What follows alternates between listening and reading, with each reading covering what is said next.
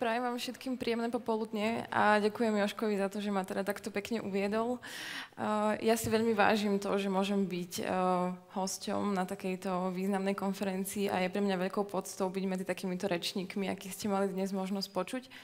A takto na záver by som vám chcela porozprávať o tom, ako sa človek môže zaľúbiť do mesta, v ktorom žije a ako si zvykne jednoducho odpovedať na otázky typu, že prečo človek s potenciálom a rôznymi schopnosťami ostane na najmenej rozvinutej časti Slovenska, alebo teda najpomalšie rozvíjajúcej sa časti Slovenska, prečo nejde možno niekam do zahraničia, kde by tie jeho aktivity mohli sa stretnúť s o mnoho väčším záujmom, prípadne by sa zapájalo o mnoho viac ľudí.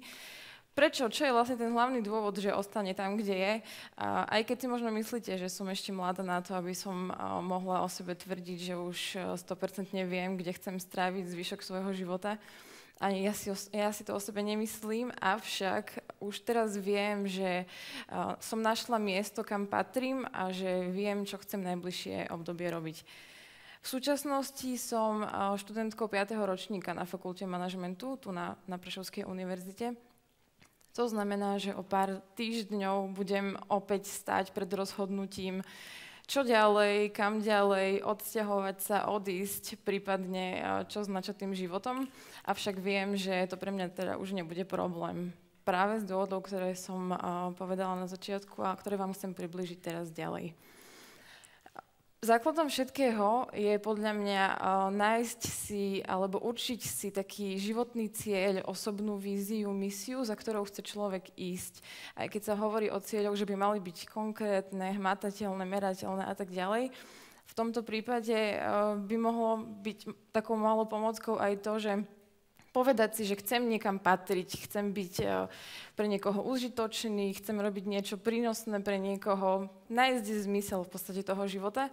A to bolo takou aj hlavnou mojou víziou a tým môjim cieľom, čo som si povedala pred pár rokmi a bolo mi jedno, v akom to bude meste, či to bude Slovensko alebo iná krajina. Základ bol ten, byť niekde užitočný. Čo sa stalo teda ďalej? Študovala som strednú školu a využívala som všetky možnosti, ktoré sa mi ako mladému človekovi ponúkali. Jednou z nich boli napríklad školenia, alebo teda neformálne vzdelávanie, ktoré sa v tom čase ešte len rozbiehalo na Slovensku. Nebolo až tak veľmi známe. A spolužiaci sa mi aj veľakrát čudovali, že po skončení toho školského týždňa som sa v piatok ešte vybrala na celý víkend vzdelávať sa a viacerí si to považovali za niečo až absurdné, že vôbec človek také niečo vymyslí a ide do toho. Avšak mne to otvorilo obrovské dvere, získala som veľké množstvo nových kamarátov, spoznala som množstvo zaujímavých ľudí a zaujímavé organizácie. Jednou z nich bol aj napríklad Mládežnícky parlament, ktorý pôsobil v meste Prešov v tom čase ešte len veľmi krátko a zháňali si ľudí. Ja som dostala ponuku teda byť členkou tohto parlamentu a rozhodla som sa ju využiť. Čo som si však neuvedomila, bolo to, že aké výhody to môže ponúkať, pretože do približne mesiaca som už bola na mládežníckej výmene v Belgicku. A celé ma to stálo možno 40 eur približne, čo je 30% cesty plus nejaký minimálny účastnícky poplatok. A za túto v podstate minimálnu sumu som mala možnosť vidieť veľmi zaujímavú krajinu, taktiež pohraničné oblasti Holandska a Francúzska, zažiť obrovské množstvo zážitkov, čo ste mohli vidieť na prvej fotografii, čistenie rieky od odpadkov alebo tu pozovanie v čističke odpadov. Taktiež sme navštívili belgický festival, alebo boli sme samozrejme aj pri mori, čo sme si nemohli nechať ujsť, keďže sa to tam nachádza. Za 1,5 dňa sme si obehli Brusel a videla som teda aj Európsky parlament, čo je pre človeka, ktorý pôsobí v parlamente, celkom pekná podsta. A samozrejme pozovanie pri Atomiu taktiež nemohlo chýbať. Čiže z ničoho nič sa zrazu rozbehol okolo mňa veľký kolobeh a ja som videla pred sebou svet, videla som možnosti, ktoré mladý človek v podstate má. Z tejto výmeny sme odišli s tým, že sme sa stali súčasťou veľkého projektu, pretože vznikli sme do v podstate takej série mládežníckych výmien. Všetky krajiny, ktoré tam boli, okrem teda nás, Slovákov, Taliani, Fíni a Francúzi a Belgičania, mali za úlohu zorganizovať u seba takúto podobnú mládežnícku výmenu. A preto sme do roka takto všetci spolu, slovenský tím, boli na výmene v Taliansku a ešte sa zorganizovali výmeny taktiež aj vo Francúzsku a Fínsku.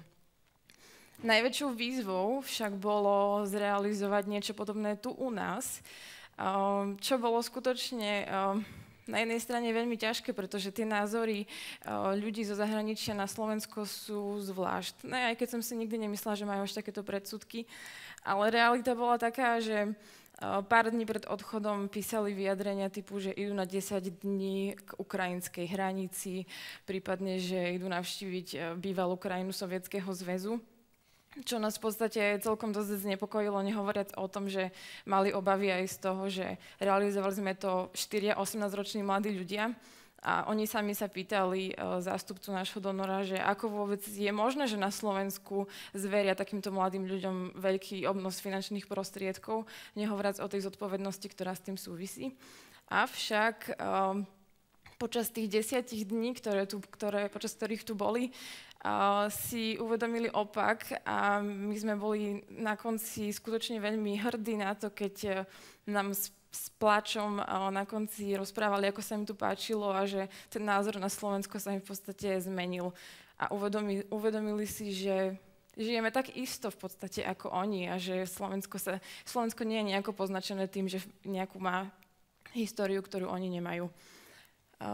Okrem toho, teda, že sme realizovali túto výmenu na Slovensku, tak zúčastnila som sa ešte viacerých takýchto výmen, keďže, ako som povedala, snažila som sa prijímať príležitosti, ktoré sa mi ako mladému človekovi ponúkali. A bola som ešte teda na niekoľkých v Turecku, v Severnom Poľsku a boli to aj školenia, aj teda mládežnícke výmeny. Čo je zaujímavé na týchto projektoch a prečo to vlastne spomínam, ich súčasťou je vždy taký interkultúrny večer. Je to vlastne priestor pre danú skupinku, aby predstavila spevom, tancom, videami, fotkami alebo akýmikoľvek hrami svoju krajinu, ako sa tu žije, aký je spôsob života, ako vyzerá. A vlastne presne práve na takýchto večeroch si človek uvedomuje, aký je hrdý na to, kam patrí, odkiaľ pochádza, ako sa mu páči teda krajina, z ktorej vlastne pricestoval a teší sa z toho, že sa môže pochváliť. Takže presne týmto sa zvyšoval aj ten môj lokal patriotizmus k mestu a k regiónu, z ktorého pochádzam. Vrátila som sa domov a pôsobila som teda ďalej v mládežníckom parlamente. Snažili sme sa aktivizovať mladých ľudí, aby sa zapájali čoraz viac do toho verejného života. Spolupracovali sme aj s mestom na rôznych aktivitách, akciách.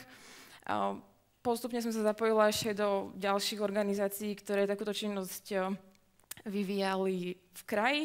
A keďže toho bolo ešte málo, tak som sa spojila s ostatnými študentmi na svojej vysokej škole a založili sme si študentskú organizáciu, v podstate taký študentský parlament v škole.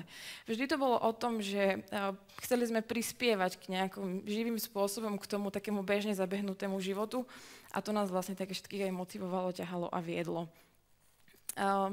Vlastne všetko to bolo o tom, že chcela som tie skúsenosti, ktoré som si zažila na rôznych týchto medzinárodných projektoch a školeniach odovzdávať ďalším. A aj to bolo vlastne hlavný dôvod, prečo som ako si prestala uvažovať nad tým, že vôbec niekde do zahraničia by som ja v budúcnosti chcela ísť. Stále som cítila, že ešte neprišiel ten čas, ešte som neurobila všetko to, čo som chcela, pretože Mládežnícky parlament Prešova ešte nebol zastupiteľským orgánom za mládež, ani zatiaľ nie je. Že som ešte nepomohla iným mladým ľuďom v mestách, obciach okolitých, o ktorých viem, že majú podobné záujmy, že by chceli taktiež založiť mládežnícky parlament. Proste stále si hovorím, že vidím, že ešte potrebujem tu ostať a odovzdávať ďalej, pomáhať ďalej tým ľuďom. Vlastne tieto všetky skúsenosti, o ktorých som vám teraz hovorila, neboli ukázané preto, aby som sa pochválila, ale chcela som vám ukázať, že mladí ľudia majú skutočne veľké množstvo možností, do ktorých sa môžu zapájať a v tomto prípade už nejde ani tak o to, že dôvodom alebo teda problémom by mohli byť financie. Skôr je to otázka čisto chcenia a flexibility mladého človeka. Čiže netreba sa bať, príležitostí je skutočne veľa a keď ich človek využije, tak má veľký potenciál na to, aby ho potom mohol vrátiť všetko to, čo sa naučí a posúvať ďalej ďalším. Tým, že som pôsobila v rôznych organizáciách, tak som si čím ďalej tým viac uvedomovala, že človek ako jednotlivec toho zmôže sám veľmi, veľmi málo a aj keď sa mu to podarí, tak to možno nemá až taký dlhodobý efekt. A preto ja si stále myslím, že tým ľudí je základ. Aby to tak nebolo také umelé, že si človek povie, že dobre, tak ostanem v tom meste, keď teda ešte tu mám nejakú úlohu v poriadku. Môžem si povedať, že dobre, veď to nejako prežijem. Avšak podľa mňa tu je základ sa postaviť k tomu možno troška optimistickejšie a pozitívnejšie v zmysle prispôsobiť sa podmienkam, v ktorých sa nachádzam. Uvidím taký možno názornejší príklad. Ak mi vadí, že autobusy sú ráno aj po obede, keď cestujem zo školy, preplnené a najradšej si dám ešte slúchadlá na uši, aby som nepočula tie pesimistické rozhovory ľudí v autobuse, OK, dobre, ale prečo to nezmením? Prečo si napríklad nezoberiem bicykel a nevyužijem to, že v tomto meste máme prepojené takmer všetky mestské časti cyklistickým chodníkom a teda po meste sa viem rýchlo, bezpečne a jednoducho dostať na akékoľvek miesto, ktoré potrebujem. Alebo možno druhý príklad, čo sa veľmi často stretávame pri mladých. Veľa ľudí rozpráva, alebo teda hodnotí negatívne, že je strašne málo možností využitia mladých ľudí, ale ihriská sú pritom prázdne, v Prešove napríklad konkrétne a možno je problémom to, že poviem si, že no tak toto ihrisko je staré, škaredé, tam to môže byť ďaleko, ale nikto nepovedal, že musím využiť práve to najnovšie, ktoré postavili pred mesiacom a cestovať k nemu veľmi ďaleko, pritom by možno stačilo len to, čo mám rovno pri bloku, nejakým spôsobom s kamarátmi dobrovoľnícky opraviť, kúpiť možno sieťku a môžeme sa tam stretávať raz do týždňa a nejakým spôsobom aktívne využiť svoj voľný čas a okrem toho, čo je veľmi podstatné, pritom nikdy neviete, kedy môžete svojim správaním, konaním, prípadne aj slovami inšpirovať niekoho ďalšieho. Pretože to, že vás niekto vidí z bloku v okne na ihrisku hrať s kamarátmi basketbal, ešte neznamená, že na druhý deň sa on sám rozhodne prísť dole. A v takomto malom meste, ako je Prešov napríklad, je to veľmi pekne viditeľné, pretože tu tie rodinné vzťahy a tá tímovosť je posilnená práve tým, že sa tu ľudia poznajú. Ako som už spomenala pred chvíľou, tá skutočnosť, že pôsobím v rôznych organizáciách, mi umocnila teda môj pozitívny názor na tým a vždy som alebo som toho názoru, že ak človek pracuje v tíme, ak má okolo seba ľudí, ktorí majú podobné ciele a podobné záujmy, dá sa dosiahnuť o mnoho viac. Takým pozitívnym príkladom je určite aj Mládežnícky parlament, ktorého činnosť si pred krátkym časom všimla celoeurópska televízia a prišli tu sem do Prešova u nás natočiť takú krátku reportáž. A nie je to preto, že Mládežnícky parlament je o jednom človekovi, ale o tom, že sú za ním niekoľkí schopní a šikovní mladí ľudia, ktorým ide práve o ten pekný a spoločný cieľ. Keď to všetko poprepájam, tak taká názorná ukážka, že dobrovoľníctvo, tím, organizácie majú veľmi veľký a pozitívny prínos pre človeka. Táto fotografia ukazuje to, že minulého roku teda som na konferencii TED bola v Košiciach ako dobrovoľník. Nosila som jedlo, umývala riad, čistila stoly. Tohto roku mám možnosť byť tu ako rečník. Je to dôkaz toho, že skutočne aj cez to dobrovoľníctvo sa človek môže posúvať. A ja už teraz nie som len dobrovoľník, ale pomohlo mi to jednak zvýšiť svoje kompetencie, získať teda nové kontakty, dostať sa k novým ľuďom, k novým príležitostiam, možnostiam a teda v súčasnosti pôsobím aj ako školiteľka. A z tejto pozície preto veľmi ráda mladých ľudí motivujem práve tým, že aký to má všetko význam robiť, zapájať sa, byť aktívny, posunúť sa niekam ďalej. V podstate, keď som pripravovala túto prezentáciu krátku a spomínala som si cez tejto fotografie na všetko to, čo som si mohla už v minulosti zažiť, tak som si uvedomila, ako mi je v podstate ľúto, že viacerí mladí, ale možno aj starší, nemali takéto možnosti, alebo prípadne ich nevyužili, nevedeli o nich a teraz sú z toho v podstate smutní.